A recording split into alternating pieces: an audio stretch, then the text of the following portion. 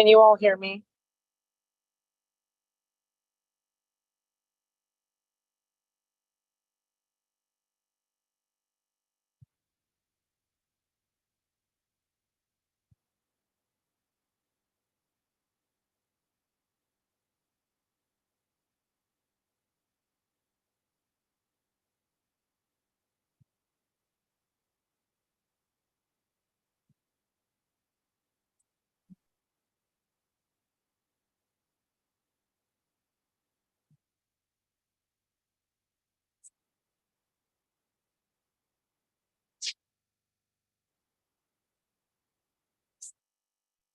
Hello.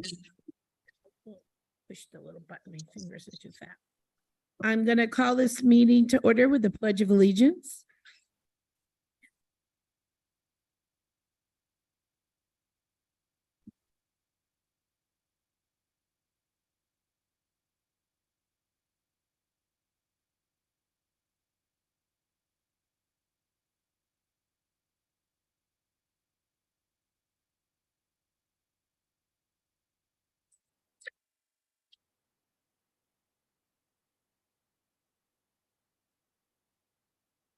Tina, okay, so we will be doing roll call. All right. I'm going to start with audience introductions and thank you.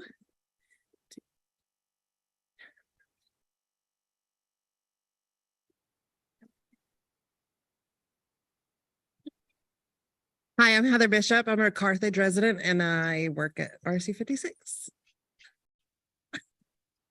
Hi, I'm Gretchen Seltzer and I'm a Carthage resident. I'm Kathy McLaughlin and I'm a Carthage resident. Jay Nicholson, bus driver. Kenny Robbins, Director of Buildings, Grounds and Transportation. Mary Ann Hutchinson of the Rumford Times. Welcome, everyone. The first thing, let me see what's that on, is the adjustments to the agenda. Could I have a motion, please? And a second? Second, Larry.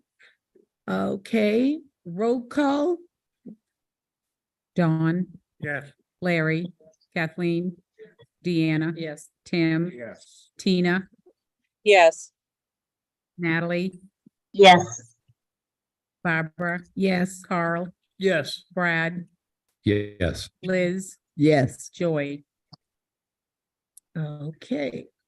Consideration of the minutes of the August 22, 2023 special board meeting. Could I have a motion, please? Was that the regular or the special? Okay, so take special out. I had a motion and a second. Comments, questions, revisions. Go ahead, Larry. It's a question for Pam. Did the city ever get a hold of you about Sever Hill and the buses? No, Thank you. Okay, any other questions, revisions? Yes, Brad. Can I speak to Larry's question real quick? Yeah. I went up there the other day, and if anybody hasn't been up there, I wouldn't drive a bus up there. I drove my motorcycle up there. Fine. That was cool. Not a bus, not a wide vehicle ever. It's horrifying. It's, in fact, when I was on the Board of Selectmen many years ago, it washed out, not nearly like what's happened here. So it's just not safe. All right. Any other comments, question, revisions? Seeing none, go ahead. Tina? Sorry, I'd like to make a motion to have the policy enforcement of the so would be the wardrobe or the sorry. Oh, the dress code right now. Yeah, we're doing. I'd like. We're I'm sorry? approving the minutes of the last meeting. Oh, okay. We're approving that for what? For the minutes of the last meeting. Okay. So Oh, I'm sorry. questions and comments are about the minutes of the last meeting. Oh, I apologize. Okay, go ahead. That's okay. Any other questions or comments? Seeing none, roll call? Dawn, Yes. Larry, Kathleen, Yes. Deanna, Yes. Tim, Yes. Tina, Yes. Natalie, Yes. Barbara, Yes. Carl, Yes. Brad, Yes. Liz, Yes. Joy. Okay, public comment. This is the time the public can make a comment. You may have a question, which we may have an answer, or we'd have to get back to you. This is done respectfully.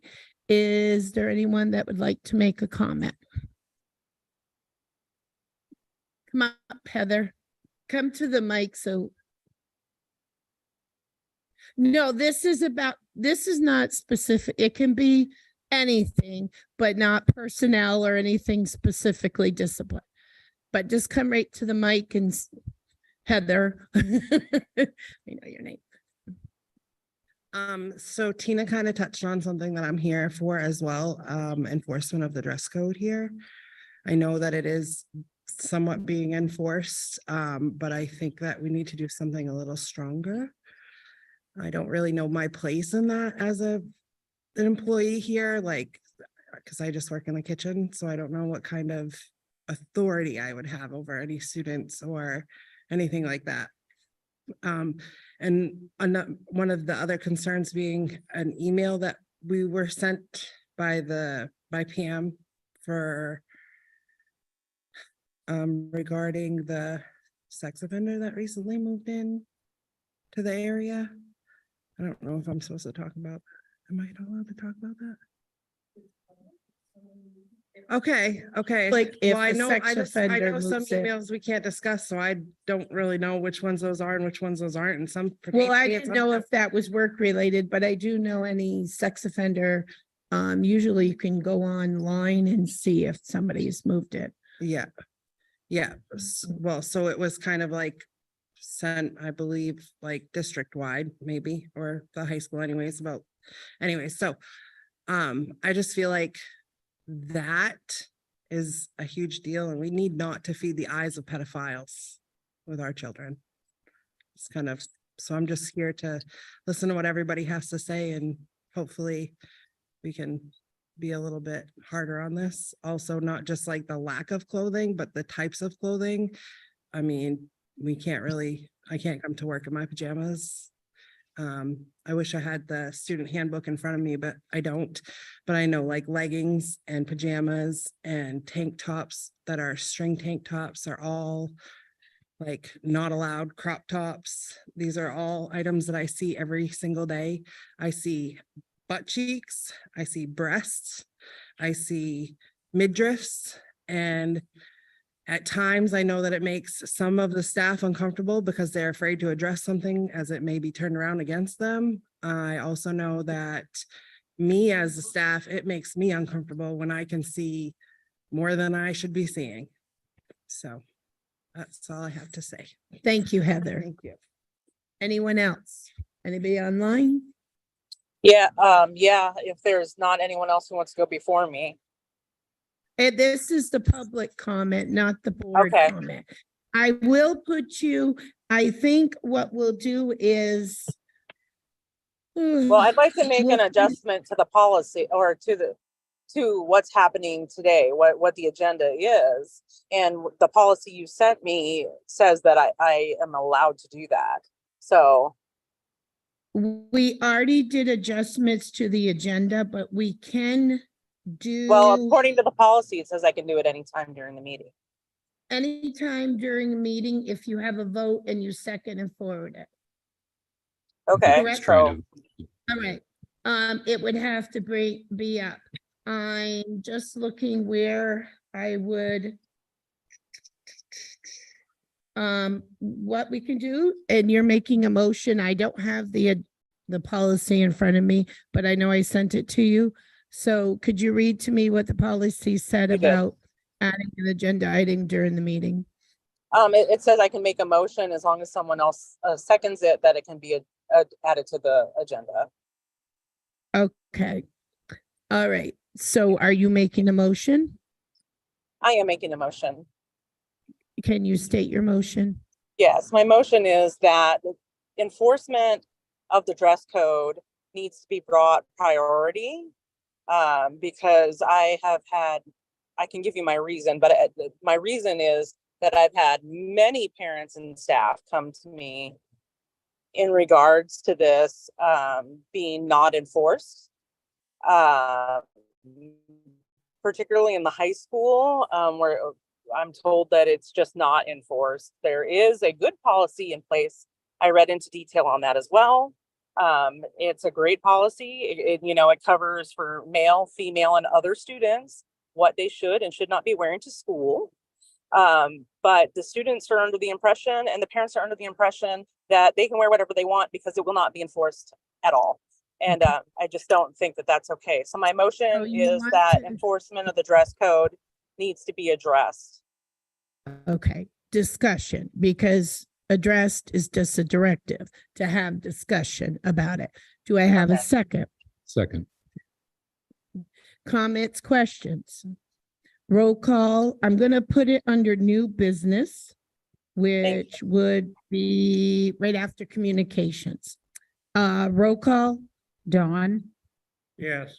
Larry, Kathleen. Yes. Deanna. Yes. Tim, Yes. Tina, Yes. Natalie, Yes. Barbara. Yes. Carl, Yes. Brad, yes. Liz, Yes. Joy.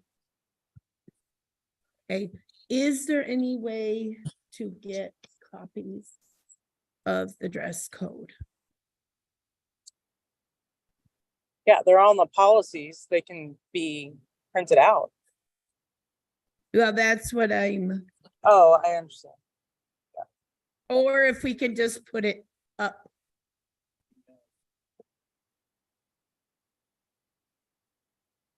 If we want to take a recess, I can certainly go. Yeah, print why it don't out. we do that? Because I think we should have the policy in front of us.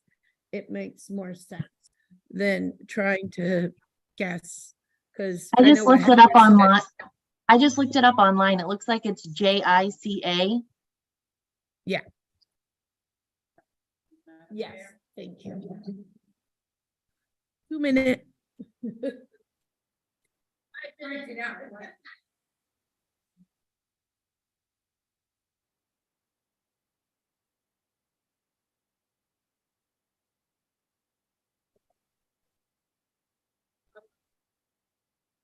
That would be JICA under, you go to the website. I have no idea. Yeah. So I just. No, Well, whatever it was doing.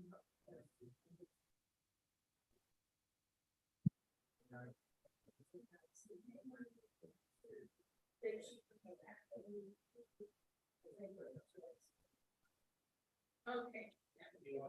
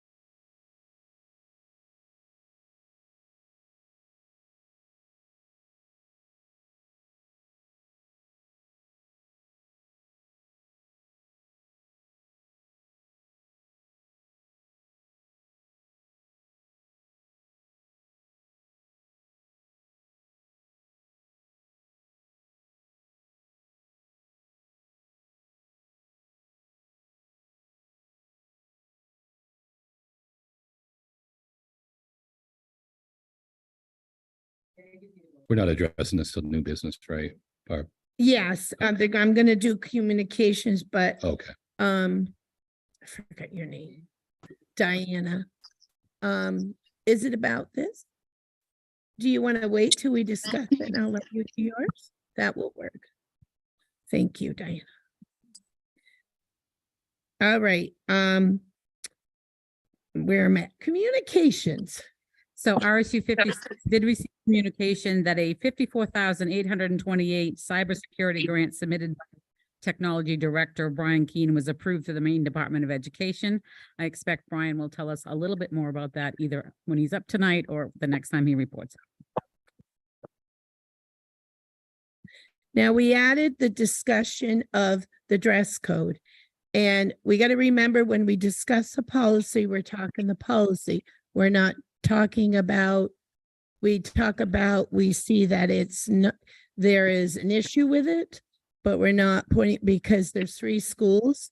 I do know Pam talked about it at the admin. I don't know if you talked about it today because I knew there has been issues with it. So, and once you guys read it, and Heather had a lot of what was already in there. And I'm gonna let Pam talk about what the admin said in their what? Oh, Tina. That's okay. We'll give you a moment to get do you have a copy for her? Okay, thank you. No, it's all right.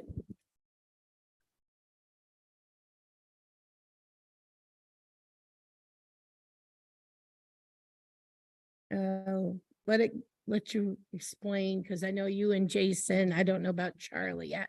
What, yes, that's what we're on right now. I did it first. Yep, I'm gonna go for it. So I do want to say that I have dress coded a number of students already this year, as has Mr. Long at the middle school. We have talked about the dress code and how challenging it is. And I have asked Barbara about potentially bringing the dress code to the policy committee to review it.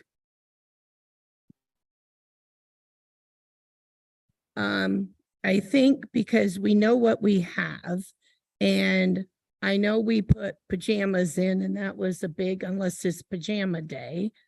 So, and what I've been hearing, and anybody can say, I know the short, it used to be, and I don't remember correctly, because if you shouldn't be seeing things you're not supposed to see. And I do know we always been good with the t-shirts. Somebody has something that doesn't want to say anything, you know, they have to turn it or do something. But now that the trend, because I remember in the past when we specifically put yoga pants, then they did another kind of pants, which you could see through. So we didn't want to be very specific because they know how to play that game of specificity. Is that right? Good. So I'm going to let Diane, you had a comment first, so. Okay. I just wanted to say, like, I get like where everyone's coming from, and that like it's hard to dress code. It's for teachers, it's hard to dress code, which I completely understand because both my parents are teachers. But I also think that like some of the stuff on this might be a little ridiculous, and I think skin is just skin. If you're not seeing any like genitalia, nipples, or anything, I think it is probably okay. Because like, I mean, it says you can't show your bra strap. Like, would you rather not wear, just people not wear a bra? So that's all I wanted to say. Thank you. We're gonna have discussion. Larry? How long school been in session now? This is day 9. Day 9. Wow, it's only 9. I totally get it, what the teachers are saying. I totally get it as an educator and being in that situation, totally get, see too much that you have to see. But I also know that at the first of the year, students have a tendency to start testing the waters. And I just know that I'm not saying it didn't happen. I know it happens because I've seen it. But I also know that students are going to be students. They're going to test the water to see what they get by with until it's put in place. The policy for the dress code here, I don't think is unreasonable. I think it's a very reasonable thing. And I just think that day 9, if this is put in place and something is said to the student body, I think it might change, but that's my opinion. Okay, Tina?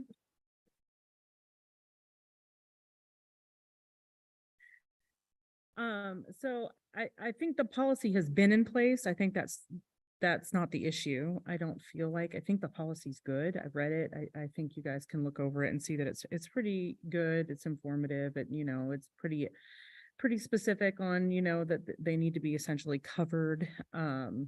Your opinion might be that skin is skin, and that's okay for you to have that opinion. But as an adult, seeing young people with their skin out, skin leads to other things, including touching, which is not something that I would hope that we would be encouraging in any level of school. I think the problem is that we just need to follow through with the enforcement of, I think the discussion would need to lead into, how do we make that happen? I have a thought. Yeah, skin is skin, I guess. I agree with her. I always try to speak to just my experience here. I've had mostly female teams. They're adults. Adults test the waters with dress code.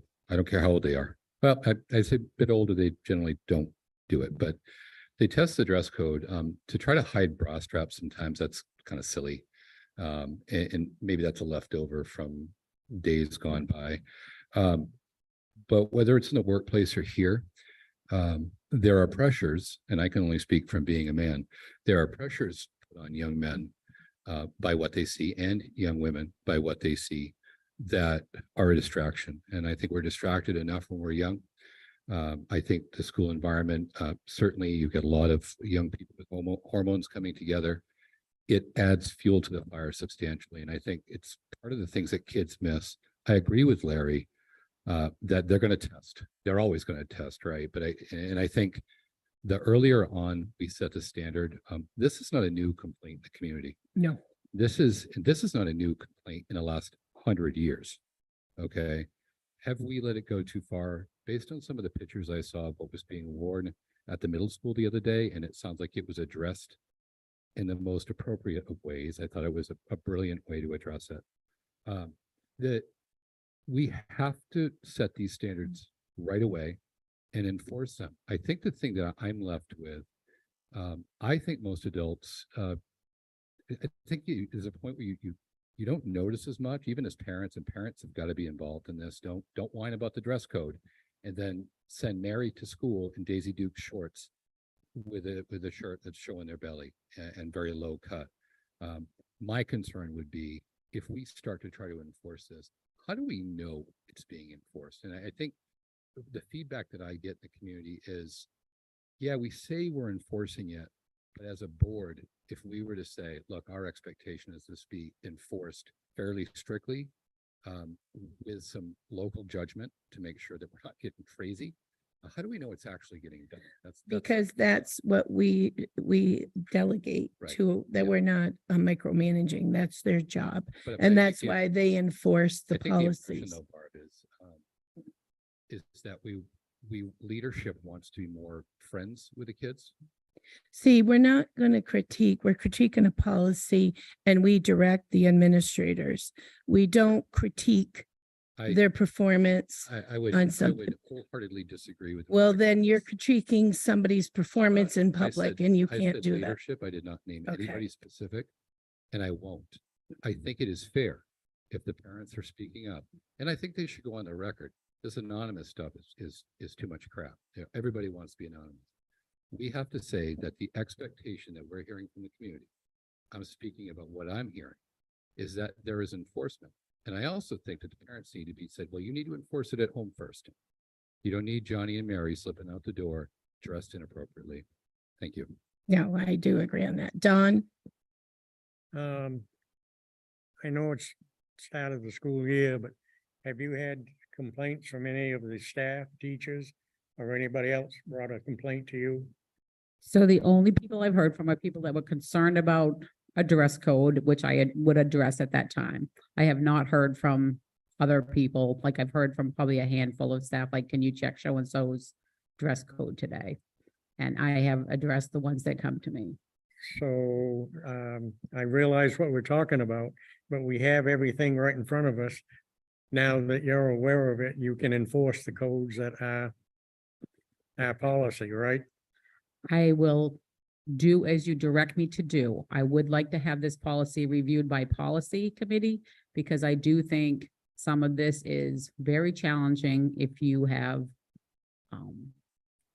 tried to go and buy anything in the girls section, junior sections, and those sort of things. I think that the majority of our students, I think, are dressing, maybe they have some of their stomach showing, but it's not like their pants are really low and their shirts are not covering the bottom of their the bottom of their breast. So I do think, and I will, if you tell me to enforce this completely to the letter tomorrow, I will enforce it completely to the letter tomorrow. And parents need to be aware that there'll be a lot of students coming home because they do have stomach showing and they do have tank tops. And last week it was 97 degrees upstairs. Like, I'm not sure that I'm gonna ask them to go put their sweatshirts on. So they would be sent home instead. Okay, I can understand that, but what I can't understand is if on April 12th of 22 and April 26th of 22, we passed this, nobody brought up about putting this in front of the policy committee because you thought something was wrong. I just don't quite understand why this changed from the time we voted it in to why you think it's might be wrong to enforce it. I don't think it's wrong to enforce it. I think it's right to treat young adults like young adults. And if they're moderately dressed, I would be willing to allow that, except that I will follow this policy. If you want it to the letter, I will follow it to the letter. Thank you. I'm gonna have Liz go first and then people. Well, I think we're supposed to be educating children, students to go into the world, especially in the high school, and be professionals and dress accordingly. And when you're dressing for phys ed or the beach, it's not the same as going to school. I think it's just like your job. And I think kids need to be held responsible for being responsible, and dressing accordingly. Because I know as an educator, and I worked many years trying to enforce a dress code at the middle school level. And I kind of gave up where I was working because whenever I would send a student to the office to put more clothes on or a dress low cut or whatever, and then they would just send them back, I got pretty complacent and I thought, well, I might as well not do that anymore because I'm the bad guy. And so you kind of give up. But I think if they're going to have a policy, we need to follow a policy. And I think they should be responsible enough to dress like responsible, professional, because they're going to go into the world of work and you have to dress differently. You just don't dress the same way as you go to the beach. Tina. So I have to disagree with you, Pam, as far as what you can find in the stores. There's plenty to find in the stores. I'm a parent of 4 kids and I buy for girls and boys. There's plenty to buy in the stores. So I feel like that's like a really bad excuse for letting kids dress that way. And I don't know about you, but I saw a lot of first day of school pictures, which are awesome. And what these kids are wearing is really not appropriate for business, work, or school. This is, that's holiday wear, going out with their friends or going to a party, that would completely be acceptable. And they're young people, they're not adults yet. And we have these policies in place for a reason, and I think they should be followed. Joy, I'm gonna have Joy speak first, then I'll Okay. go to Larry. Who's responsible in high school now to report these kids that are coming dressed inappropriately? Is it the homeroom teacher? Is it? Because that's who, when I mean, it's been years since I've been in school, obviously, but that was where we got stopped, is when we hit homeroom, the teacher would say, go to the office. It is everybody's responsibility. Yeah. So it's not like, it's not up to you to canvass the halls and check on it. It's whoever gets sent to your offices. It would take a lot of work hours to just walk around and check clothing. Yeah, today, yes. Yeah. I'm gonna have Brad, then Larry, and then Diane. So I agree with Pam, like, I would be fearful if it was tomorrow. We lock the place down with insanity. I think if there's some behavior changes that you can say now, this is a behavior change now, and then to Pam's defense here, yep, there are clothes out there. It is harder. I think that the taste, and we're mostly talking about young ladies here, the taste of these young ladies is for less clothes. I don't know that that's ever not been a thing. But I think that we should step into it carefully. I think that we have to have some trust that it is being addressed. And if what we're asking here is greater enforcement, then I think it's leadership's responsibility to be realistic about it. I think if a young lady or young man's belly button showing, we're not talking about something that's up here under their chest. If it's a little bit of belly button, whoop-de-doo, like who cares? But the young ladies are taking it further than that. So I think that we have to work our way into this. That's my recommendation, that we allow. And then what feedback are we hearing from the community then? What does it look like in 6 weeks? What does it look like in 180 days? And that could be a great measure of, is it being enforced or not? Do we feel better? Are the pictures we're seeing, because everybody posts everything on Facebook, is it looking better? And then to Heather's point, this is my thought, I'm not speaking for the board, is it my responsibility, I guess? I would think that you would, depending on your position, you bring that to leadership, you bring that to Pam or the principal or assistant or whatever. That's my thought, but I think we don't want to look like we're just coming in heavy-handed, like, No. dang, we got to stop this evil dress code thing. But we do need to address it. Larry, then Diane, then Dylan, then. Everybody's pointing the responsibility on the teachers in the school. The ultimate responsibility is the parent. The parents have the responsibility to make sure their students or their children are walking out appropriately. My question is, can they receive a copy of this on Facebook, whatever media they can get to it, so the parents who are ultimately responsible, we're not the police of the children, they are ultimately responsible. Can they get a copy of this so they know what they're looking for? So we send out a packet at the beginning of the year before school starts. That's one of the policies that's in it. And I highlight some things, and then they have the link to go see the entire policy. So that has already been sent out before school starts. Can you reinforce that with the parents one more time, since we won't have this conversation again? I don't know if that's possible. I will do my best. Don, I'm reading here that I didn't mean to make it sound like you should be standing at the doorway checking everybody. It states here that all administrators, facility, and staff. So if 2 or 3 people in the school think something isn't appropriate, they should be able to send them to the office. And then you can take it from there, because what one person might think's a little more offensive than other people. But I mean, this is not just upon you to do all the policing. If we're gonna have you enforce this, you gotta make sure your staff and everybody, employee for the school is watching out for the same thing. Thank you. Diane? Some people make comments like about distractions and stuff, and I definitely think that if you're distracted by skin, that's your own issue. Don't like send us home and disrupt our learning if you're getting distracted by us. That's not our issue.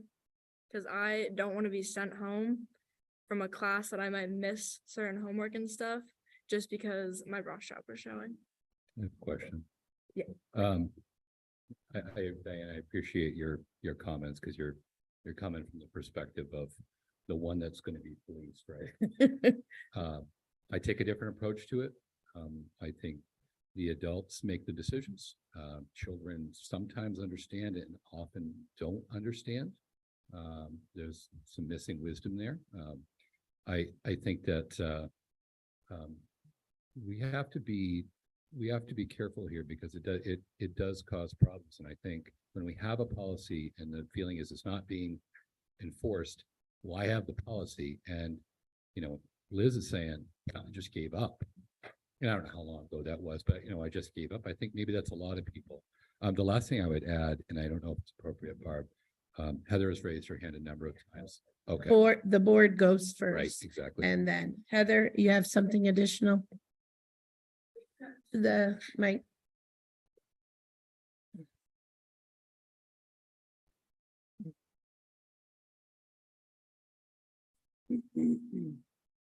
Okay, so I respect your opinion and how you feel, but as parents, our job is to protect you.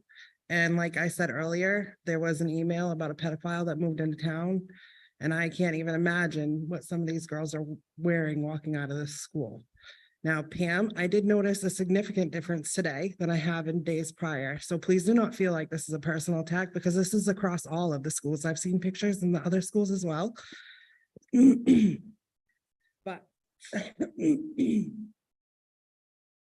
I think that we make rules for our children to enforce them. We don't make rules and then break them because what are we teaching our children if we're breaking our own rules? That's the way I see it.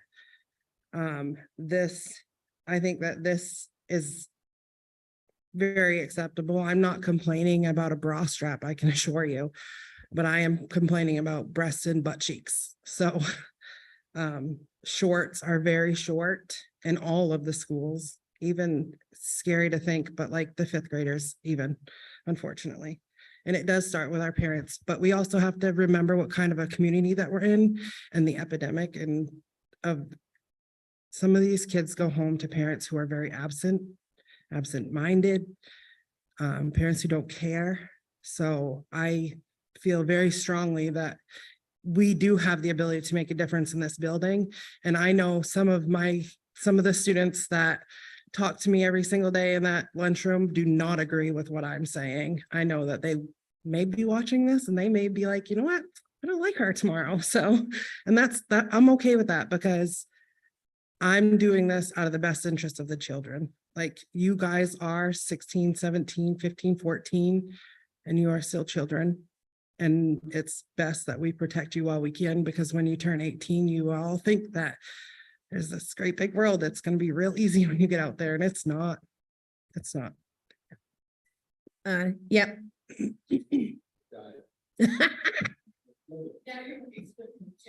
Well, she's probably thinking it's about time you shut up. That's good. I wanted to mention with Larry, I agree with the parents thing.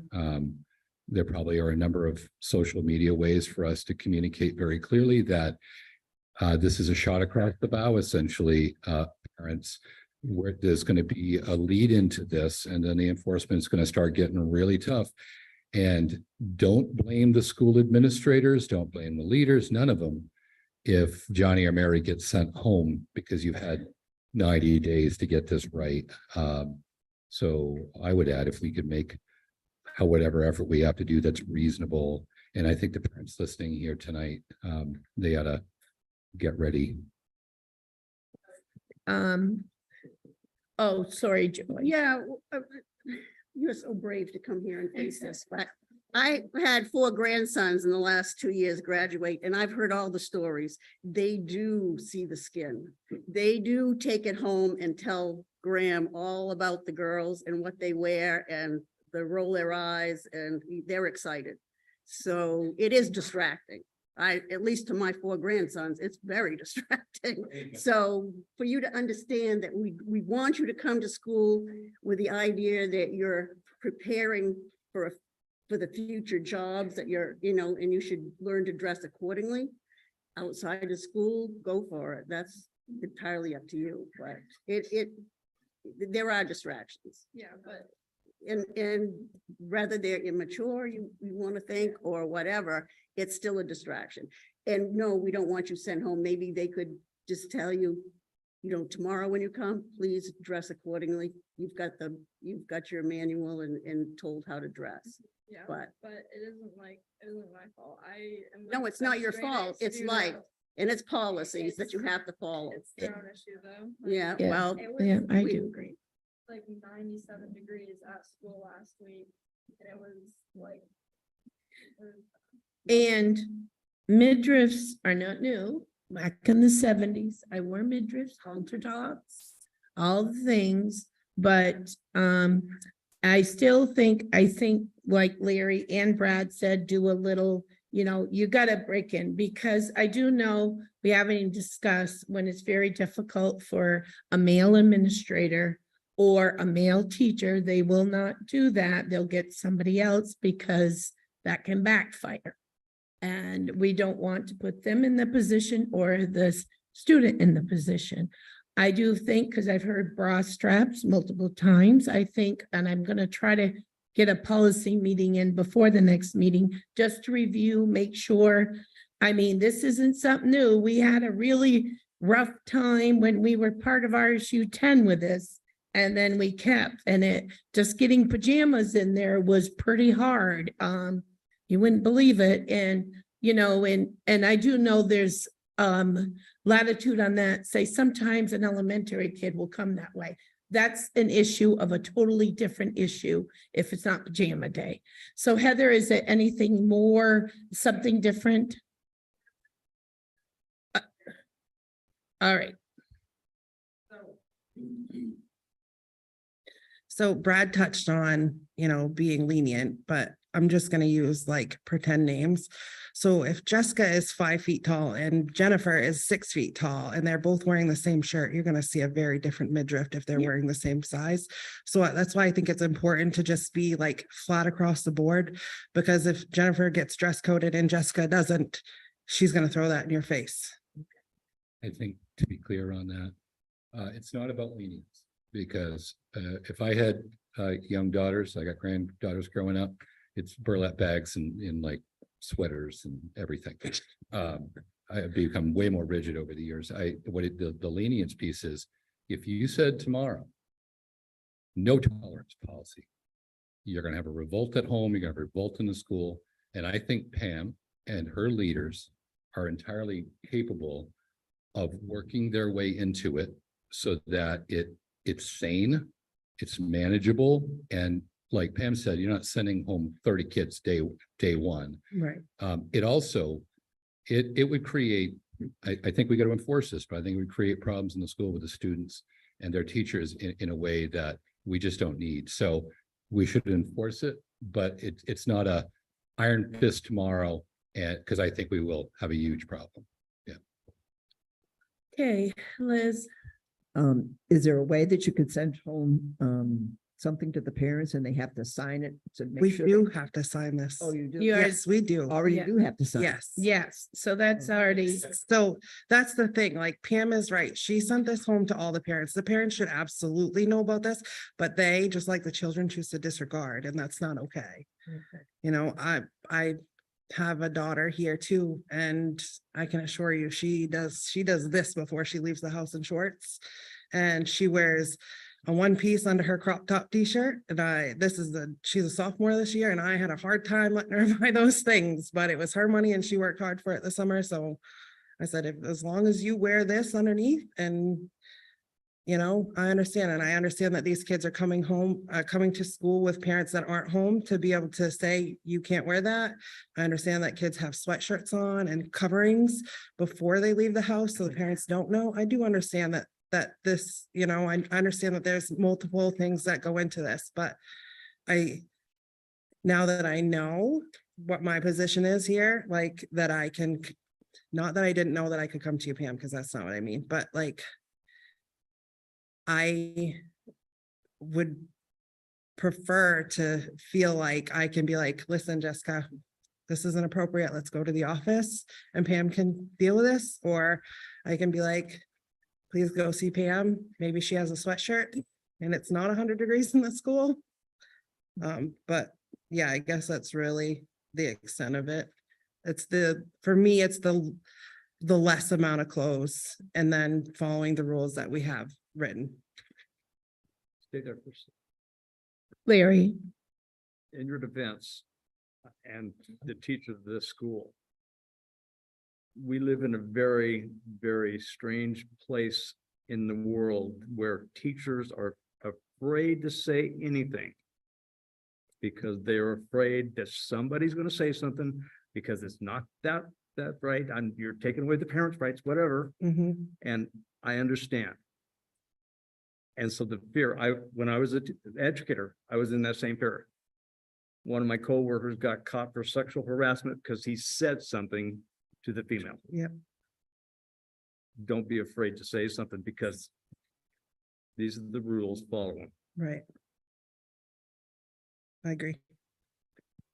and I think we've made enough, and I don't know how the administrators will do it, but they know that is coming from the directive of the board, that we've had a number of complaints of, and it's just if you have a policy, follow it.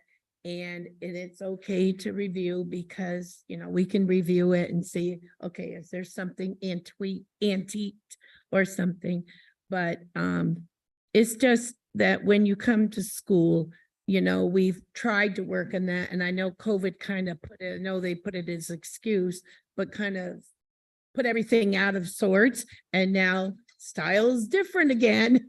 It's not mini skirts, it's this, it's that. So it always comes something new. So is there anything else? I think we pretty much got it, and we'll give us an update and the next meeting. And if then there's any questions, because I know it's not just one school.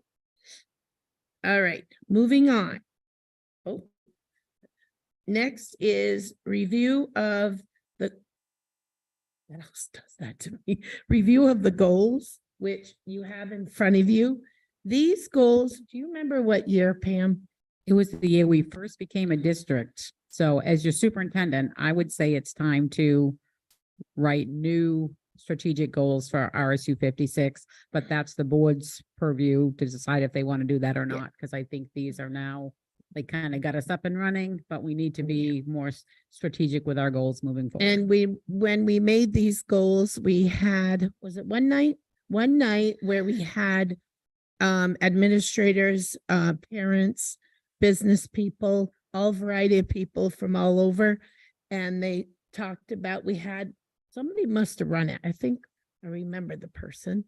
And we were grouped up. What do you see? What do you do? And then a committee tried to incorporate what they had said. Is that, and I leave anything else? Yeah, so we did a Friday night and a Saturday, and we had, I don't know, I think it was 70 something community members and staff members here in this SCC, and really just did like, where are we? What do we want to be? What do we want to do? And they came up with these goals. And again, I think these goals got us up and running. They're not particularly strategic. And I think we should, or the board should consider having us move forward with updating and getting more strategic goals in place. I'd like to make a motion. Okay. I'd like to make a motion that we set up a committee or follow a like process from last time to evaluate the goals and set new goals should the board desire. Okay. Second, Liz, comments or questions? The only comment I make, it really gets the community all, you have students, everyone, there's all this, and it really, to me, as the board member, it was a listening. I really got to listen to the kids, to the community, the business. I mean, I hear it, but it's really was history. Any other question? I'm curious, how are we doing at the 90% of 12th graders? That first objective. Yeah, so I reported that out last year and I don't have that data on the top of my head, but last year was a lower one, like the pandemic impacted that. But we have been in the high 80s and low 90s most of the time prior to the pandemic. And last year we were at, well, we had one student that withdrew right at the end of the school, but all the other students crossed the graduation stage. So that last year was a very high year. I make a comment that I don't see very much about academics in here. And so that is missing beyond the 12th grade, Okay. prior to the 12th grade, I prior should to- say. okay. Yeah. Okay. Any other comments? Yeah. Yeah, I, go ahead. I just think we have an opportunity here. If you look at the first part of the goals themselves, I agree. When you have a lot of stakeholders involved creating them, the process doesn't work when you say, yeah, that sounds great, but this is what we're going to do. So what you get is maybe some goals where some of the actual action items aren't necessarily aligned with those goals. Maybe that's some of what we see. But we have an opportunity, I think, to decide how this process is going to go. And if it was successful last time, I remember this happening, maybe we'll get more people involved. And I would specifically challenge us to look at our vision. Because and I'll read the vision out loud for anybody who doesn't have this in front of them. In RSU56, our vision is to be a nationally recognized, innovative learning district where students, staff, families, community members, and supporters are excited to work, learn, and grow together. I'm not here every day. I'm not in any of the schools every day. I couldn't speak to that. I think our opinion of ourselves is higher than it probably should be.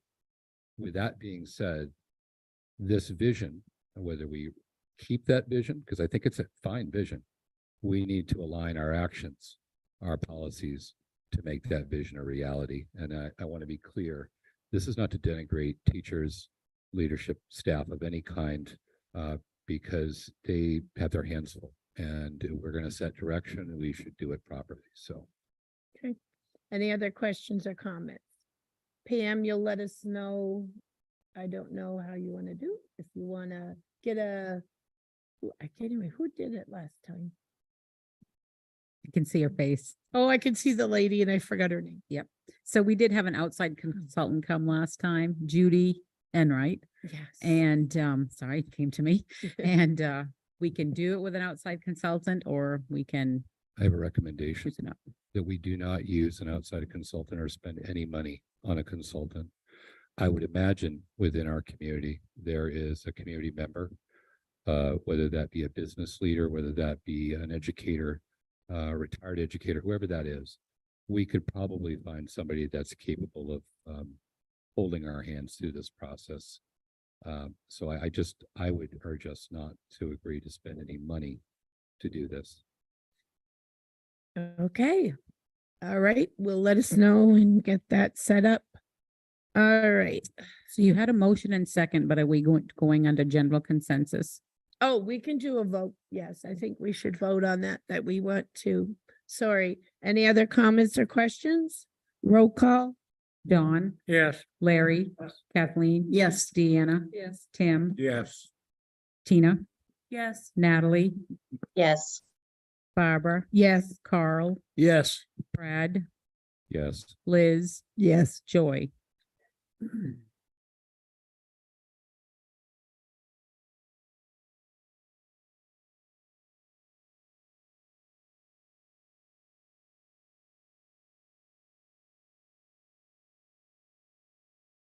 On your microphone. that we have the policy that is required about public concerns and complaints and the process with that. We also have contractually, that was the teacher's contract, correct? Which tells them, and I do know when I don't know what year it was, second year you became superintendent. I can't remember. That tells me. We did talk contract in negotiations. I mean, that we had the discussion, okay, because even in which we will be doing the admin contract, we still have a principal as a position because at that time, we were not knowing if we were going to get a principal next year, what we were doing, and to see how it went.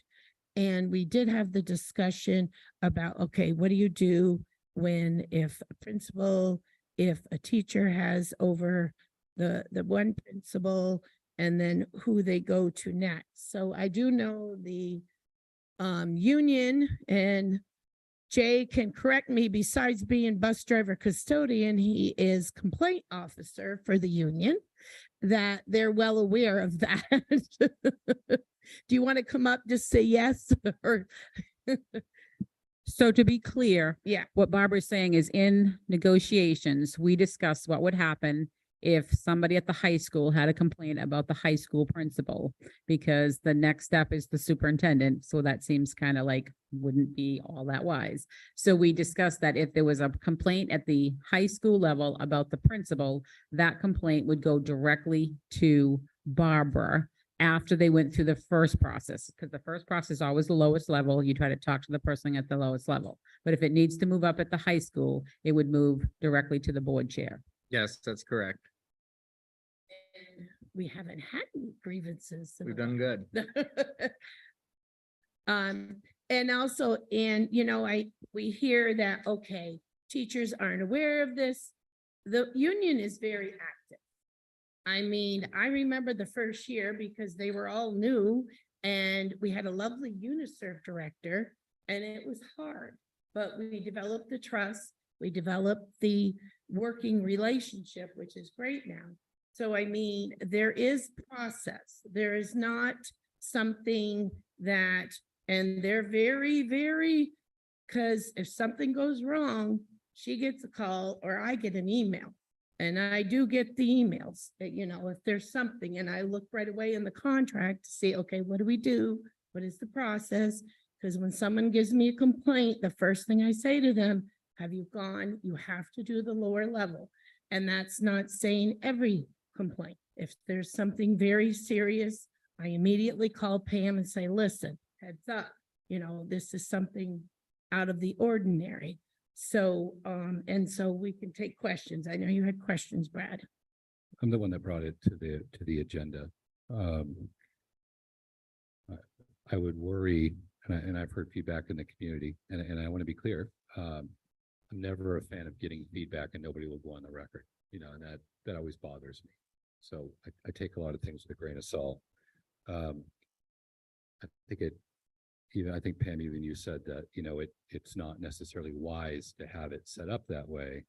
So the way it's set up right now, if I understand it, is if there was a complaint about the principal, which is Pam, then it would ultimately go to Barb. Right, the board chair. So my first question, and I have a couple of things. Would you then bring that to the board, or are you essentially acting as the? What I would do, if it comes that far, I would go to the lawyer. Right. I would absolutely not do anything, because to me, that's legal. That's following. I mean, I know policies, I know things, and then I assume the lawyer would have us go to the board. Because like regular things go to the board, I would not, that's not in my responsibilities to enact. Just to inform me, then the next step I would say, lawyer, what do we do? Because I would argue that that anybody that would be raising complaint, who cares what the complaint is, whatever the complaint is, would then say, oh, I got to deal with the board chair, or not scary, but I mean, I got to deal with the board chair. The position itself could be intimidating. I've got to deal with the board. that's intimidating. And then I think it removes a layer, if I understand it right, away from them, because there is no administrator to deal with, i.e. the principal, and it goes right to the board. So a layer of escalation disappears out of that. And I honestly, I don't have a need to belabor this issue. My recommendation, to Pam's benefit, to this board's benefit, to the staff's benefit, the community, is that we do look at hiring a high school principal, that we do eliminate that problem altogether without a lot of like mental gymnastics to try to figure out how we'll address an issue as simple as, and maybe you feel bad, and that stuff happens all the time. So I think I would recommend that we look at hiring a principal. That I'm sure it's a budget process, and if anybody knows, like I'm kind of a budget hawk, so I'm not looking to spend money and waste money. But we have employees here. We have staff that is not teaching staff. We have teaching staff, and we have leaders that report to them, that we should show that we do understand they need this escalation path to be appropriate. So I think we ought to look at hiring a principal. That would be in the budget process and be approved. I mean, it's not something we initially said, well, we want to do this. We had no choice, or we wouldn't have had a budget. But I will say, any employee, each employee, besides even the admin, they have representation, and they cannot, and says it contractually, that, and Jay can remind me, they don't meet without administrator, without representation. They don't do that. They do not. That's why in the contract, there's a little thing about if, say, someone's late, that we can do a daily thing and be because it used to be they would go to the union for that even, and we'd have to deal with that and not even get the day-to-day things done. So it's taken a lot of relationship. I'm not against, because Pam is on the timeline for her retirement, and finding a good administrator is not easy. And we have good administrators. That's why we get our staff here, because they know the administrators are very good here. So I think that's something. Carl? Well, we have principal in the other two schools, so possibly they could be involved in the chain of command if there was a problem with principal at the high school. I think the problem that you would have with that is they report to her as well. And it's nice to think that we could all be objective. I'd like to think I am, but I guess I'm not always. And I would worry that what you have is you have this just circular mess happening where it is going to cause, and it has, I believe, caused people to say, I'm just not going to speak up. Not that I think there's anything bad going on. I just think that there, even some of the issues that we think are whoop-de-doo, not a big deal. Well, if you deal with it every day, I think you have the additional problem of, if it was Mr. Long, for instance, who was part of the escalation path, is that teacher is not reporting to Mr. Long. He doesn't see their behavior, doesn't see their performance, wouldn't be privy to that necessarily. So I think it presents quite a few problems. I don't necessarily want to spend the money, but I think out of respect to the people that we employ, we really ought to look heavy at this. And it's not an immediate answer. You're right, it's hard to find good administrators. But I think this is inevitable to some extent. Any other questions? Because that was just a review. Is Brian online? All right, Brian, you're it.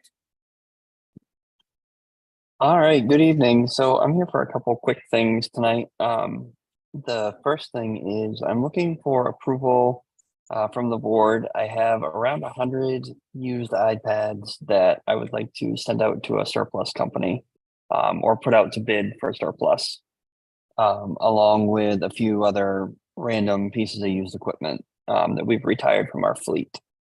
But I'm looking for that. They're items that were bought at the very beginning of the pandemic that we're either no longer using or we have since upgraded. Rough value on the iPads we're looking at probably I'm gonna guess around the $100 range a piece, probably. Maybe a touch less depending on how the bids come back from the recycling companies.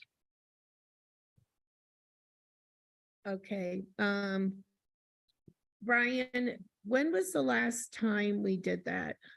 I know we did we do it last year or yes, we did. So we've sold done, some- we did one last year to a recycling company. We actually did two different batches last year. At the beginning of the year, we did a local public sale for both iPads and MacBooks, and whatever we didn't sell publicly, we then took to sent to a reseller. And then couple years before that, we sent a large batch out to the reseller as well. Okay, Question. yeah, go ahead. How did the public sale go? Was that relatively smooth? Did we offload the stuff to the public, the bulk of it? I would say roughly probably about 60% was done public sale. The problem with public sale for us is just manpower. If where we do public sale, every single device has to be touched, wiped, cleaned, all licensing removed and everything. Whereas if we do it through a reseller, that's part of their process. When we sign the contract with them, part of the deal is every device they get has to be wiped to a certain standard before it can be passed on.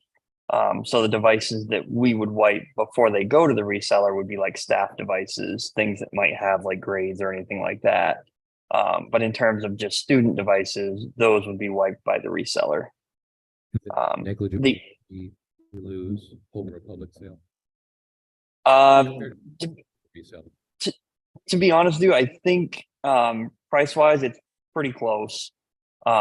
But what we lose on is the manpower of it. And then we also have to pay, we usually end up paying overtime for somebody to stay and man, because the public sale, very few people can pick up during the day.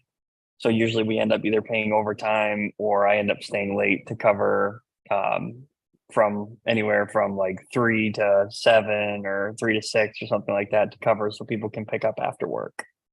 Thank you. It's a pretty big manpower hog, I guess you would call it, resource hog, in terms of just managing the whole process of a public sale.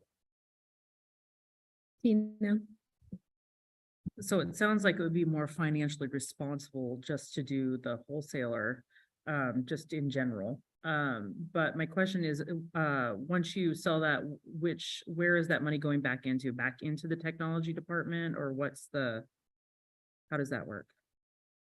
Yep. So basically the process that I would use is the way I did it with the last group of surplus I sent out. I put it out to a group of reselling companies and get bids back on. So they'll give me a number on what I would get. I'll compare the numbers to make sure that we're getting the best deal from the company, but then also making sure the company is reputable. We did get bit by a reseller, I think it was like 3 years ago now, that we still haven't been paid for.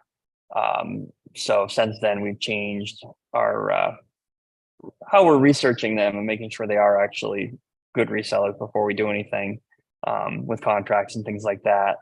But also, yeah, so we make sure we do that ahead of time and then go from there. So, but is the money coming back into your technology department, or is it just coming? Yep. back to So school in general? So we have a technology recycling account, which is where that money goes.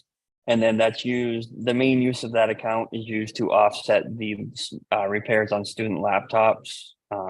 Because we no longer, when COVID hit, we stopped charging for the laptop protection plan, which we used to charge each family either $60 or $100 a piece to take the laptops home.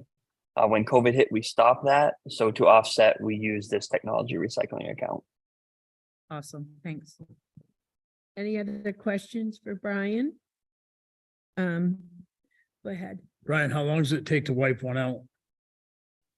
One device? The iPads are definitely quicker than the laptops are. iPads, by the time we pull the case off it, wash it, and then start the wipe on it, probably 15 minutes apiece. So you're talking wash it like with like disinfectant or electric Yep. cleaner, or are Yep, you yeah. washing the information out of it? Both. It would be physically cleaning the device and then also electronically cleaning the device. So it would be both the information and the physical cleaning. Every time we've had a sale, I've tried to buy one and I've bought 3 things. And I've missed out on a lot. And one of them, my daughter uses at Cornell doing research in biochemistry, one of the computers from here, and saved her a lot of money. And I have one in the shop. And so I don't know. I think the public sale might generate more income. I don't know. I mean, I don't know how many units are there? 100? So roughly 80 to 100 iPads. And then, like I said, there's some other random equipment as well, but the majority of it are going to be iPads. So 25 hours basically. And like I said, yeah, I'm just, yep. And the other, I'm a numbers guy. And I've never seen any documentation or information in the financing. I guess it doesn't get in his revenues or anything. So maybe, there must be a paper trail for it or something. But We could probably gross up prices to make up for any time. no, I know that we got, and I know the one we did like 3 years ago, we didn't get a lot of money per unit. I think we got more in the private sale, and I remember you telling us about that, but. Yeah, we've been on both sides of it in the past. It can be anywhere. One of the public sales we pulled in, off the top of my head, I think it was 16,000 and change. The most recent one, I believe by the end of it was closer to like 20 or 21. But it's been, like I say, a lot of that is, the hard part is being able to dedicate people to manage the sale itself. Collecting the money and that whole process. Sales, laptops, because I know iPads, not many people I want to buy. I bought an iPad and You bought an iPad. and 2 laptops. Because I know the laptops were something you really wanted. It's very different times. We've sold more of one versus the other. So, Joy, go ahead. Sorry. I didn't realize that they did this until recently, and I know that I've heard from people that they were really excited about this and look forward to the next sale because for their kid going to college or just for their own personal. So it's kind of a good feeling towards the school that they do this. Is there a certain price for a computer and then a certain price for iPads so that they're all the same? Okay. I make a motion. Yep. I make a motion that we do a public sale. And if we are capable of grossing up the price reasonably to cover any extra hours, that we attempt to do so. Sorry, do you have a second? Second. Second. Comments or questions? And I know usually after, do you need to spend it a second? Kathleen, that is, if there's something left, usually he'll come and say he'll take them to the surplus. Any other, go ahead, Kathleen. Maybe we could ask for volunteers to help with the sale. I'd be happy to. Under direction of somebody responsible. All right, go ahead, Carl. But you have to price these things. You can't just, or maybe you could auction them, but if you have a wholesaler that will pay more than you'll have for a private auction and you have to do very little work, well, then obviously that's the right way to go. So you have to at least approach these wholesalers and test the water there. I mean, you can't just say we're gonna have a public sale, or can you? Last one of these I think I bought was $1,300 for one of my kids. Yeah. I think it's our choice, isn't it? In reality. And Well, usually Brian has a price. I know they were 100. I know there was some that when we sold the staff ones, or I don't remember. Brian, do you know what usually the prices were that we charged? So iPads are usually in the past have been anywhere from 50 to 200. just because ranging on condition, and everything. So it's gone both ways. The hard part of it this time is gonna be, I have more iPads and I have iPad chargers. So I'm gonna have a limited, I'll only be able to sell so many at a higher price. Yeah, I think that people can go to an online retailer and find an iPad charger if they really wanted to buy it, but you wouldn't be able to sell it for full retail. No. But it sounds to me like there's folks here that have heard people ask. I take more of a tack of taxpayer money paid for that. You could argue, well, we got to go get the maximum amount, but I also think that value to the community would trump that. So I would still stand on my motion. Any other comments or questions? Seeing none, roll call. Oh, go ahead, Carl. Where's your other? Apple sells iPad chargers, they're $99.95, so they're expensive. $9.95? 99. What the heck? I'm not, I think if you were buying it from Apple. but I there's- just Googled one. Yeah, no, I'm just saying, I mean, sometimes they're not compatible. There's not the right voltage. Tina? I can buy an Apple compatible charger at Walmart for $9.99. All right. Seeing none, roll call. Don, Yes. Larry, Yes. Kathleen, Yes. Deanna, Yes. Tim, Yes. Tina, Yes. Natalie, Yes. Barbara, Yes. Carl, Yes. Brad, Yes. Liz, Yes. Joy. Yes. Thank you, Brian. Thank you. Brian, can you do the Region 9 update since you're online? I left. can't, yeah, I can't tonight. I've got something I gotta do. Oh, okay. Sorry. We will get one for next time. Thank you. All right. So I just want to report that the intensely hot weather last week was challenging at the high school and the middle school. DES has air conditioning, so they managed just fine. I'll be working with Kenny to see if any of the remaining ESSER funds could be used to at least address the second floor at the high school in terms of air quality during hot weather. At our ad team meeting today, administrators reported that it was a great start to the school year in all of the buildings. As Kenny comes up, I'm just going to go through the stipend and coaching positions. We have Meg McFarland as Tech Club Advisor at the middle school, Yami Hamalainen, Craft Club Advisor at the middle school, Randy DeRoche, Derigo High School Boys Soccer Coach, and a last minute update, Katie Chicoine, DES Civil Rights Advisor. And it is Kenny's night to do the administrative report. Katie Chicoine. Chicoine. Evening, everybody. What I thought I'd do tonight is just kind of go over all our summer projects that we did this summer. At Derigo Elementary School, we started the summer off with summer school. We ran 5 buses, 2 vans. The septic system tanks over there were all inspected and cleaned this year. We usually do that every other year. So that was done this year. As Pam had stated, the AC units, we got that completed this summer. They're still tweaking it a little bit, but last week was a real good week where we had them 3 or 4 warm days, and everybody was really pleased with the temperature that was over there at the school. We did a pretty fair amount of electrical work in actually all 3 schools with Brian's technology upgrades. And so we really kind of focused on getting rid of a lot of electrical cords and the strips that we've been using. So we got a lot of that caught up this summer over at the elementary. The gym floor and stage have been recoated already. The other 2 schools are slated in October and November, but the elementary school is done. A little upgrade on PFAS. I know Pam had told everybody we got a grant from the state.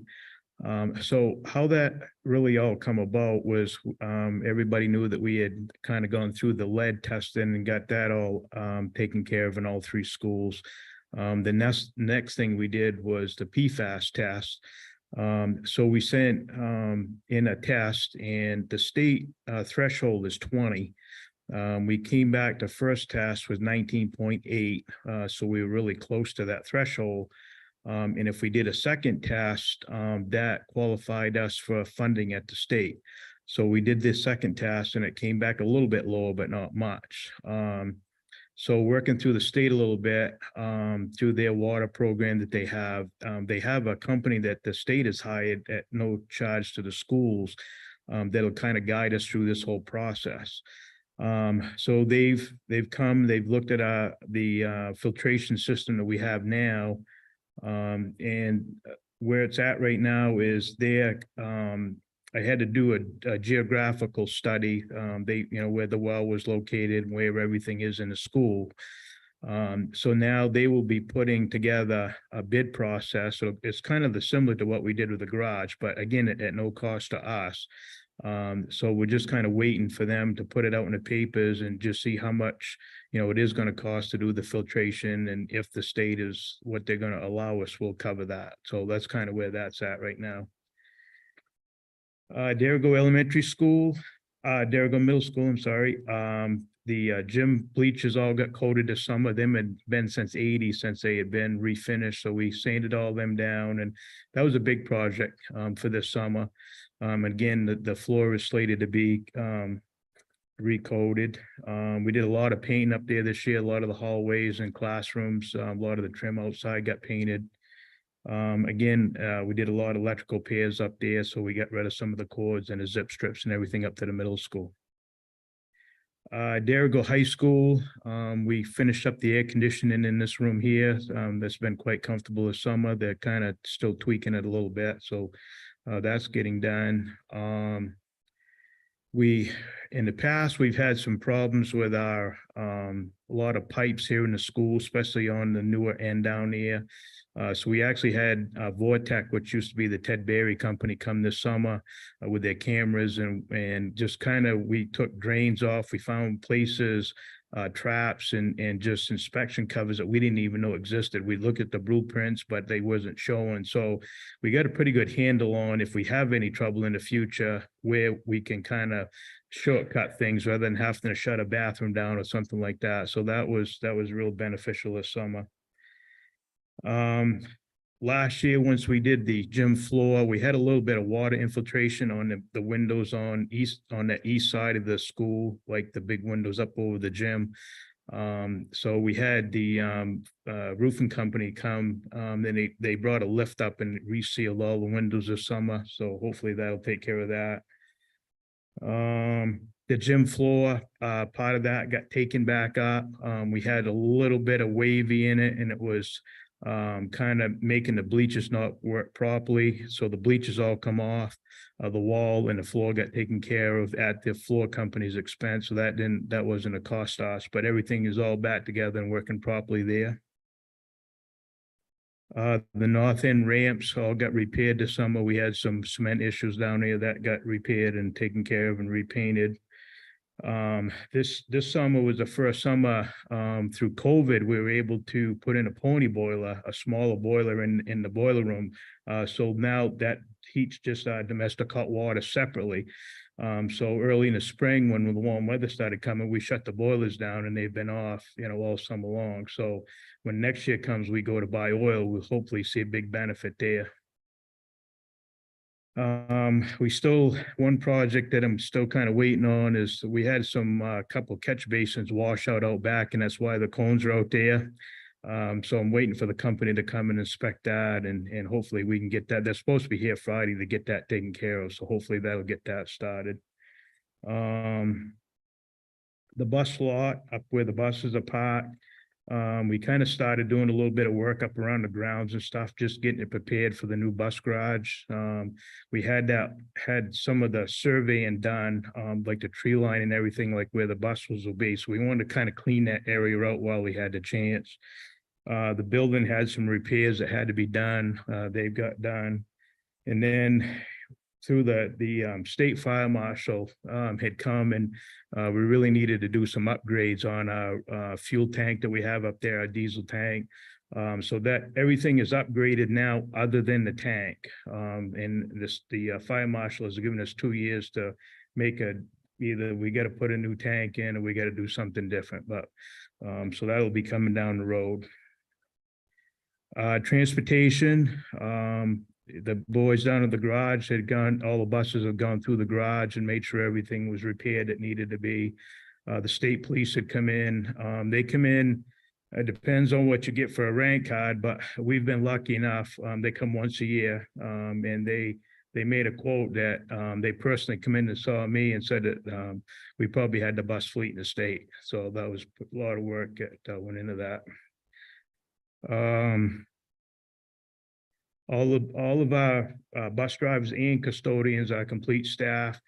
We did CPR training this year, first aid training. We were lucky, Devin Melcher, the student nurse here, she took a 2-day course and get all our people through, so we're all up to grade on that. The state had offered an 8-hour training back in April, and all of our crew went over to Farmington for an 8-hour class over there, so that's what we had for training this summer. On the grounds, with all the rain this year, the boys were really busy mowing. You know, we do maintain 23 acres of athletic fields.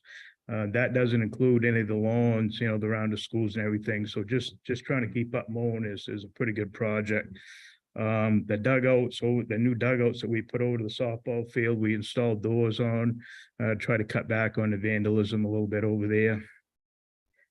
We tried to do a lot of patching around the driveways. They went down and got a load of hot top and put that out and all compacted it all in. So kind of prolonged the use of our driveways.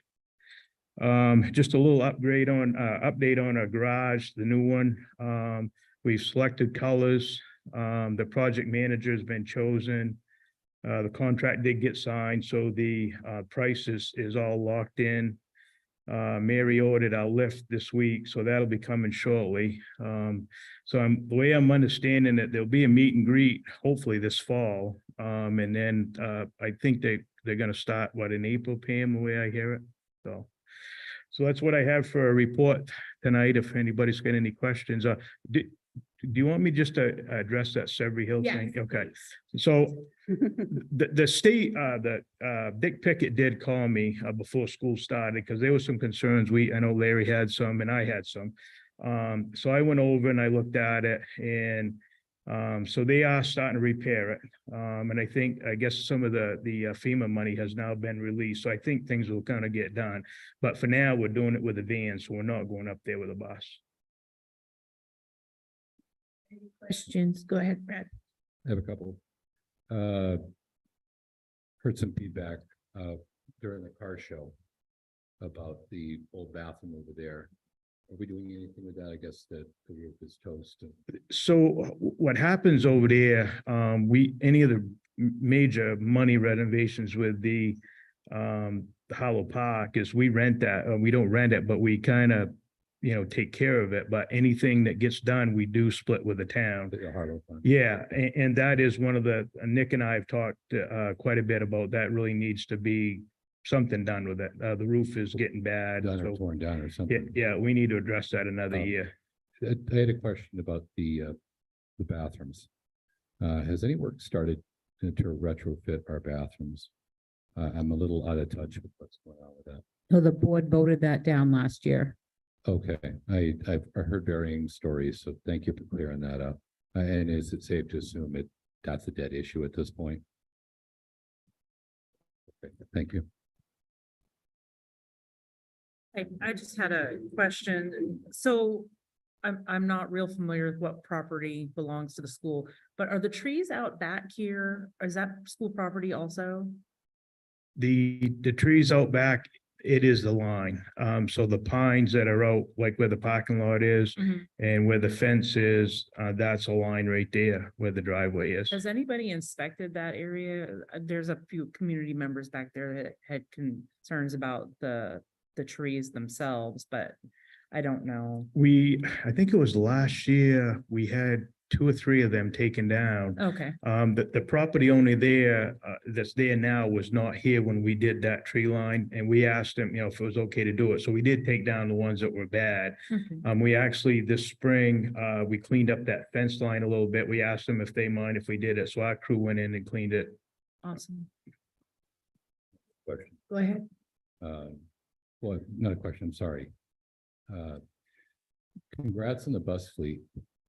I think we take our kids' safety for granted sometimes, and to have a bus fleet that is the best in the business according to the people who inspect them, and also to be fully staffed, that says something, because that's not the case everywhere. No, So- we, the two people down at the bus garage, the two mechanics deserve a lot of credit for that. Congrats on that. They That's deserve quite a it. pat on the back. So, and the other thing, the new bus is in this Thursday. We're gonna take delivery on that. That will be the first bus, well, actually the second bus. We installed cameras on our Margaret Murphy bus, but this one will have cameras inside and out. This will be our first one of that nature. So. And maybe we ought to make a motion to remove the air conditioning from the elementary school so they can suffer like the rest of it. Not a real motion. I'll let you do that, Brad. Kathleen, From prior meetings, I thought that the grant for the bathroom was nixed, yes, but I thought we would do it in-house. That was what was discussed. So is that we happening? didn't budget any money for it this year. There was no money budget. Okay, good. Thanks. Any other questions for Kenny? Thank you very much. Sure. And thank you for the bus drivers. All right. Are you all set? All right, committee report, student representative. Well, my report kind of starts off like Miss Doyen's. This past week, it was really hot. There was a lack of air conditioning on the second floor. It was problematic for students and staff. And your report kind of answered this, but students were wondering if there was like a grant or something to get air conditioning on the second floor. But you kind of answered that already, so. And then sports are off to a good start. Field hockey won their first 2 games. Football is 1-1 right now. And then cross country, their girls team won their first meet of the season. And then 8-player soccer for boys and girls did have enough people to play, and they're competing. And then ad drop is ending, so students are starting to get settled into their classes. Thank That's all you. I have a question though. Go ahead. Am I allowed to leave? Yes. I was wondering. Work. We're almost done. Yes, you can leave. If you have tests or something, please let us know. We'll put you forward. Thanks for speaking up, by the way. That's a brave thing to do. So Can I just say before you leave, Diana, I think that we're gonna have a policy committee meeting before the next board meeting. So if you want to come, I think that the dress code will be on it. If you want to. I'll let you know or let her know. What is the one we added? Is there a team? Did we get a grant? The video esports, thank you.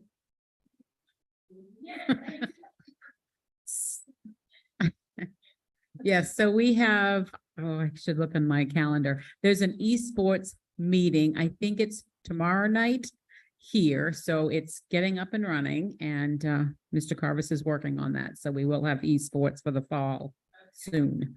I hadn't heard anything.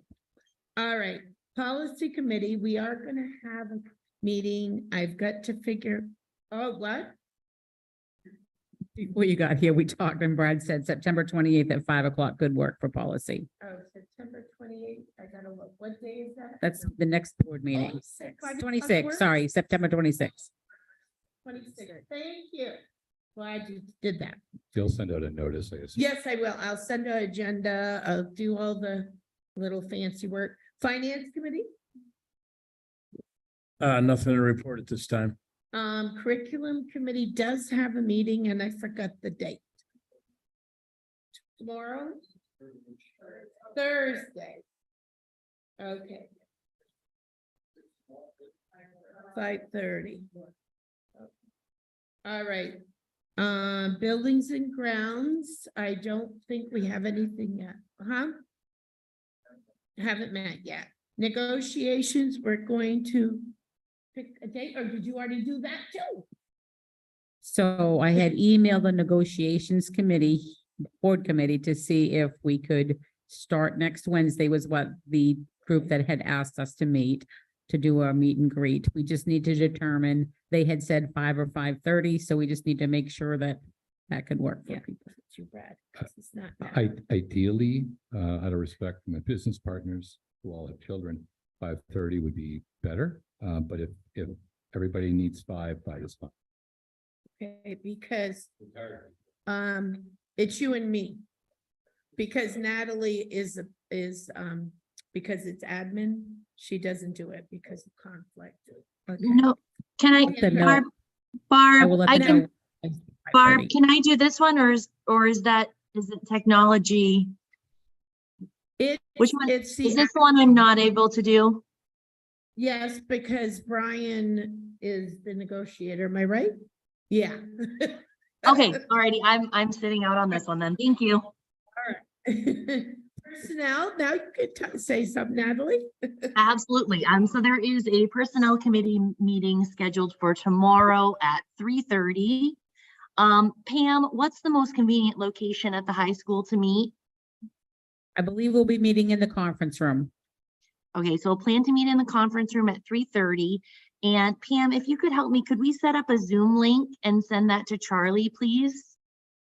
Yes, we can. All right, he's going to plan to join us probably around 4 o'clock. So we have a few other agenda items I'd like to hit, and then we'll meet with him at 4. I don't anticipate we'll need more than probably 45 minutes or so for the whole meeting. Okay, did Nick email you? I have not seen an email from Nick unless it's All right, come I in during told this him meeting. He wants to know what job descriptions, but I'll email you about that. Okay. Ad hoc. Go ahead, Natalie, sorry. No, I was just saying, okay, yeah, if one of you gets in touch or just bring it to the meeting tomorrow, that's fine. Okay, ad hoc committee, I don't remember, I don't think Jason has contacted us. Is there? I think there is.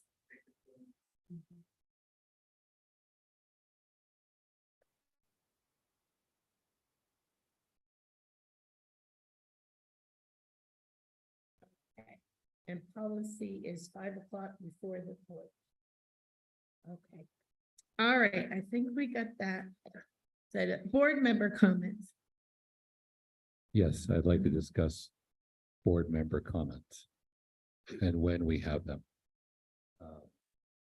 I started to wonder if board member comments shouldn't be moved up within the agenda.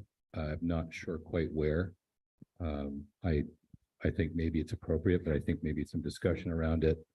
I know there's some board members that have questions, so can we have some discussion around, quick discussion? All right, doing that? yeah, the only thing we do, since we're having a policy, it is in policy, the agenda format. But We could, I have no passion about discussing it tonight. I Yeah. think if we want to put it on the next meeting. unless somebody next else has- meeting, yeah. It's because- kind of irrelevant. Not too bad. Can we Yes. put the placement of board comments on the agenda for our next agenda? Can we do that? Okay, thank you. All right, we do not have an executive session. Oh, I need a sorry. clarifying question for that because that is in policy, the way where it's listed on the agenda. Yeah. So are you gonna take it to policy and then bring it to the board? Well, I think I'm I open to would, whatever. I would like to, I don't know the reasoning, so I don't Okay. know if, unless you I- want I to have- no, email. I have no problem telling you that my thought process, it's real simple. I think there are some things that could be brought up at the beginning or near the beginning of a meeting. And again, placement exactly where on the agenda, I don't know, where some of these things could be discussed instead of sitting on it for a couple of weeks. And there are times when I think we want to discuss stuff sooner. And I think it's just appropriate that we Well- don't save it to the end of the meeting. Well, That's the board thought. member comments are comments, not a discussion. So usually what we have is someone says, well, I would like this, like you Right. just said, you would like this on the next, have a discussion about where to put board member comments. Could I ask if there's any other board members that feel like it should be moved, and is it something that we want to spend any time addressing? Is that appropriate? Yeah. Okay, It's fine. that's my thought. Is We it, could get it I because know other folks we have can mentioned bring it. it right to the policy If and that's it's not a what we need big to do, deal, sure. but Don, Yes, I'd like to know if I can get the number of homeschooled children in all 4 towns. I don't think that's related. Yeah, Um, yeah. when do you do that in October? The numbers? So those numbers will be reported to the state for October 1st, so we will have them at that point. All right. Can I get a consensus? Sorry, go ahead, Nat. So I was just going to reply and give a little feedback to Brad's comment.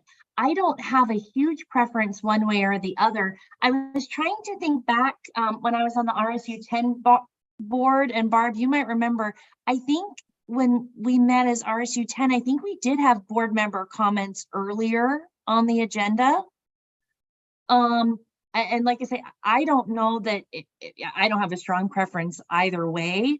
I think a lot of times if we were going to have it earlier, we may end up kind of espousing and discussing items that are later on the agenda anyway. So at that point, discussion gets tabled and put onto whatever agenda item it's on for new business. But if it's, I guess, the board's preference to do it earlier, I don't have a preference. But Barb, do you remember what we did? No, but I've got it all in my handy dandy folders and I have the old policies, so I can check where it was because I do have it. Are there any other board members that, because I don't want to belabor something that really there's no passion around. I feel like it could be helpful to have it sooner.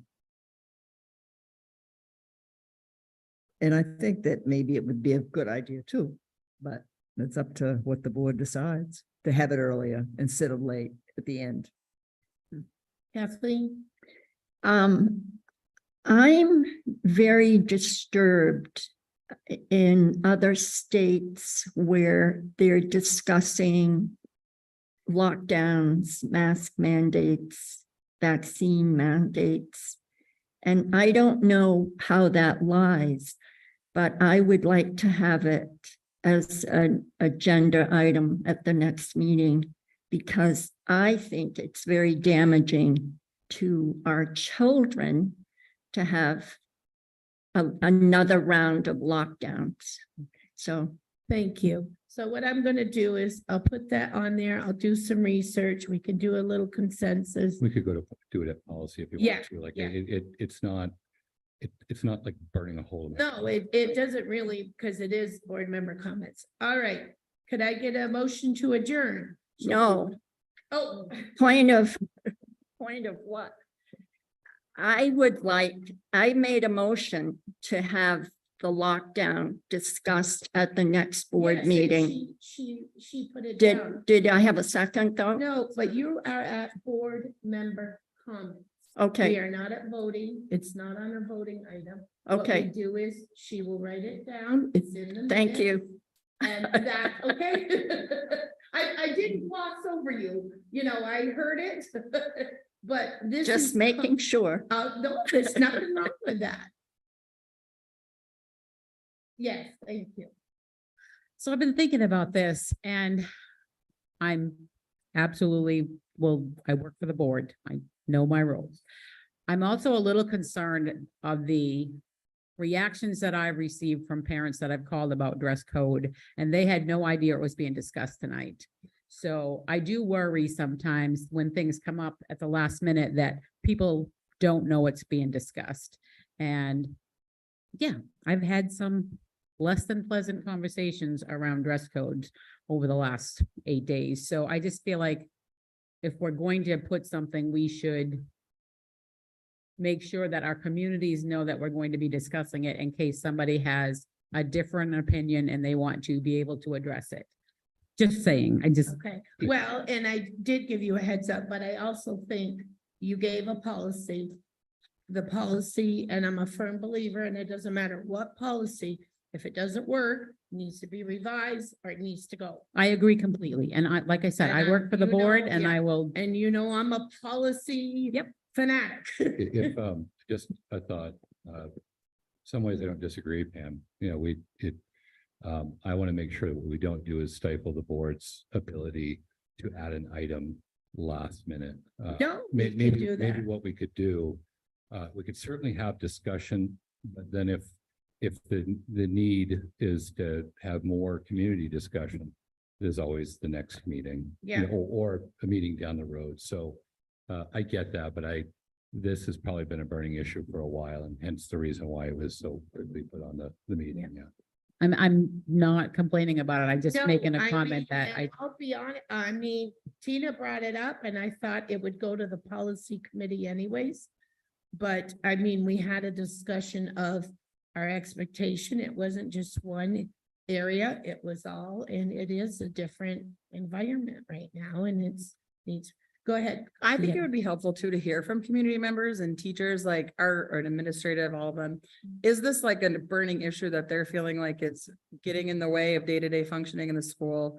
To be transparent, I think we probably have much bigger issues in the day-to-day running of a school than if somebody's belly button's hanging out a little bit or the bra strap showing.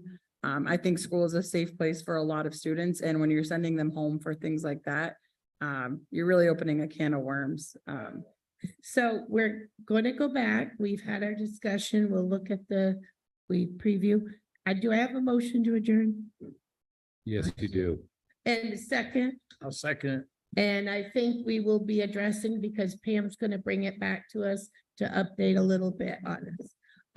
Roll call. Dawn, Yes. Larry, Kathleen. Yes. Deanna. Yes. Tim. Yeah. Tina. Yes. Natalie. Yes. Barbara. Yes. Carl. Yes. Brad. Yes. Liz. Yes. Joy. Yes.